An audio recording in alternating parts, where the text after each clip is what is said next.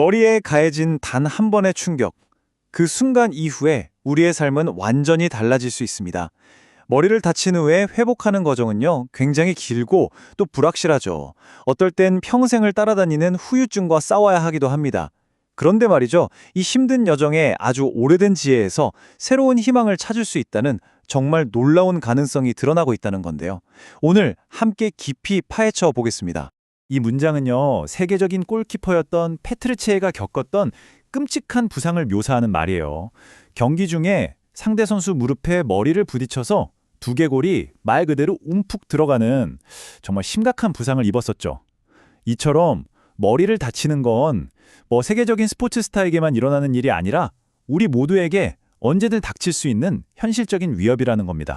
자, 그래서 오늘은요, 이 흐름을 한번 따라가 볼 거예요. 예기치 못한 사고의 순간에서 시작해서 정말 길고 긴 회복의 길을 지나고요. 마침내 전통의학을 다시 보게 만드는 놀라운 과학적 증거들을 마주하게 될 겁니다. 그리고 이 모든 게 미래의 치유에 어떤 새로운 의미를 던져주는지 그 답을 함께 찾아보시죠. 네, 첫 번째 이야기입니다. 우리 뇌를 보호하는 가장 단단한 갑옷이 바로 두개골이잖아요. 그런데 이 갑옷이 무너졌을 때 과연 우리 몸에선 어떤 일이 벌어질까요? 한번 자세히 들여다보겠습니다. 이게 페트르체어만의 특별한 얘기가 아니에요. 코미디언 김병만 씨도 예전에 높은 곳에서 떨어지면서 두개골이 골절되는 큰 사고를 겪었죠. 이처럼 화려한 스포츠 경기장이든 아니면 평범한 산업 현장이든 심지어는 그냥 길 가다 넘어지는 낙상 사고든 이 두부 손상의 위험은 우리 주변 어디에나 있다는 겁니다. 의학적으로 두개골 골절은 이렇게 정의되는데요.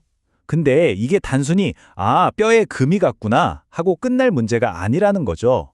왜냐하면 우리 몸 전체를 지휘하는 컨트롤 타워, 바로 뇌를 지키는 마지막 방어선이 뚫렸다는 의미니까요. 자, 이제 다음 단계로 넘어가 볼게요. 응급수술이 성공적으로 끝났다고 해서 다 끝난 게 아닙니다. 환자가 안도의 한숨을 내쉬는 그 순간부터 사실은 훨씬 더 길고 어쩌면 더 외로운 싸움이 시작되거든요. 한번 생각해 보세요. 단단한 두개골이 깨질 정도의 충격이면 그 안에 있는 말랑말랑한 뇌는 어떻게 됐을까요? 당연히 뇌가 흔들리고 부딪히고 손상됐겠죠. 이게 바로 외상성 뇌손상, 즉 TBI입니다. 우리가 흔히 뇌진탕이라고 부르는 거 있잖아요. 의학적으로는 이걸 TBI라고 하는 거고 사실상 같은 말이라고 보시면 돼요. 근데 진짜 무서운 건요, 겉으로 보이지 않는 후유증이에요. 뇌진탕 후 증후군이라고도 불리는데 이 증상들을 한번 보세요. 만성두통, 어지럼증, 기억력 감퇴. 이게 그냥 좀 불편한 수준이 아니라 한 사람의 일상을 완전히 무너뜨리고 삶의 질을 뚝 떨어뜨리는 정말 끔찍한 고통입니다. 그리고 상황이 더 심각한 경우도 있습니다. 6시간 이상 의식을 잃었던 중증 환자 10명 중 1명은요. 사고 이전의 삶으로 영영 돌아가지 못할 수도 있는, 평생 안고 가야 할 장애가 남을 수도 있다는 정말 심각한 얘기죠. 그렇다면 이 지긋지긋한 후유증 앞에서 현대의학은 완벽한 해답을 가지고 있을까요? 만약 그렇지 않다면 우리는 어디에서 희망을 찾아야 할까요? 자, 이제 기존의 치료법을 넘어서 아주 오래된 지혜에서 새로운 가능성을 한번 찾아볼 시간입니다.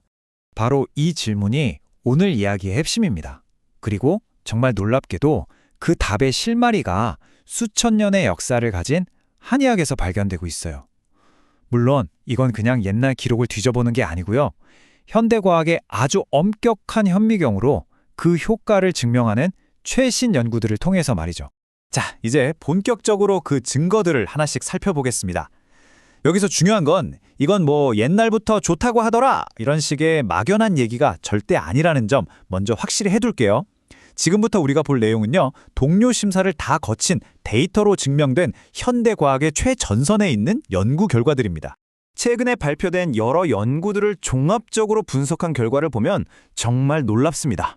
이 표에 나오는 당기수산이나 오령산 같은 전통적인 처방들이요, 그냥 증상을 좀 낫게 하는 수준이 아니에요.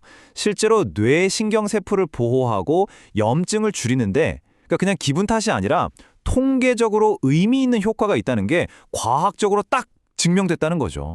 뇌를 보호하는 것도 정말 대단한데 여기서 한 걸음만 더 나아가 보죠. 그렇다면 부서진 뼈, 그러니까 두개골 자체를 다시 만들어내는데도 도움이 될 수 있을까? 와, 정말 대담한 질문이죠. 2018년에 한 연구가 바로 이 놀라운 질문에 도전했습니다. 결과는요, 그야말로 극적이었습니다. 이 슬라이드를 보시면 그 차이가 확 느껴지실 거예요. 콜라겐만 사용한 쪽은 뼈가 거의 자라지 않았는데 단삼과 갈근이라는 한약을 같이 투여한 쪽에선 6주차부터 새로운 뼈가 정말 눈에 띄게 그것도 계속해서 차오르는 게 확인된 거예요. 아니, 도대체 단삼이 어떻게 이런 마법 같은 일을 해내는 걸까요?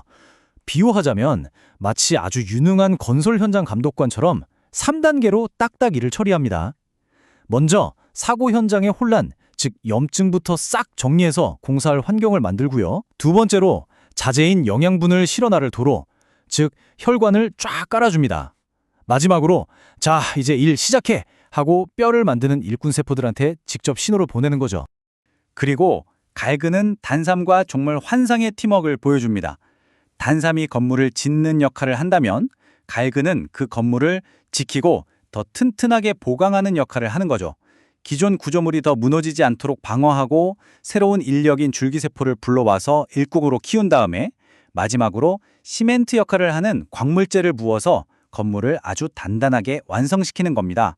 완벽한 협력 플레이죠. 자, 우리는 뇌신경을 보호하는 것부터 시작해서 실제 뼈를 재건하는 것까지 정말 놀라운 증거들을 쭉 살펴봤습니다. 그렇다면 이 모든 것이 우리에게 말해주는 건 뭘까요? 이것이 미래의 회복에 대해 어떤 새로운 이야기를 들려주는지 그 의미를 한번 정리해 보겠습니다. 핵심은 바로 이겁니다. 이 연구들은 전통의학이 단순히 아픈 걸 좀 덜하게 해준다, 이 수준을 넘어서는 보조적인 수단이 아니라는 걸 보여줍니다.